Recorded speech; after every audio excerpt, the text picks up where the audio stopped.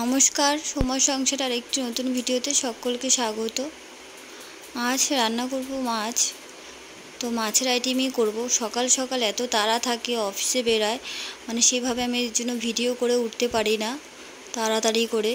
তো এদিকে রয়েছে পমফ্রেট মাছ আর খয়রা মাছ, আর এদিকে পাবদা মাছ ঝাল করব। আর এদিকে খয়রা মাছ আর পমফ্রেট মাছটা একটু ভাজা করে নিয়ে সে শুকনো ভাজা করব বরবটি দিয়ে। তোমাদের সঙ্গে প্রথমে গল্প করতে করতেই চিন্তাটা আসলো মাথায় যে বরবটি দিয়ে খয়রা মাছটা শুকনো ভাজা করব, নয়তো মাছটা শুধু ভাজা করেই রেখে দিতাম। আর এদিকে পাবদা মাছটা একটু ঝাল করে নেব। সকাল সকাল যেহেতু তাড়া থাকে, অফিসে বেরাবে, সেই জন্য আমি তাড়াতাড়ি করে ভিডিও করতে পারিনি।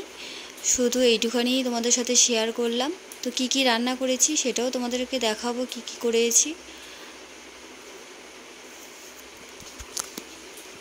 তো এখানে রয়েছে দেখো, ডিম সেদ্ধ করেছিলাম, ভাত করেছিলাম, আর পাবদা মাছটা বলেছি ঝাল করব। আর এদিকে বরবটি দিয়ে খয়রা মাছ আর পমফ্রেট মাছটা একটু শুকনো ভাজা করেছি।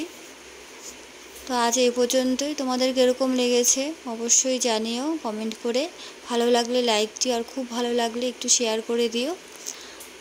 দেখা হবে আবার অন্য কোনো ভিডিওতে। ততক্ষণের জন্য তোমরা ভালো থেকো, সুস্থ থেকো।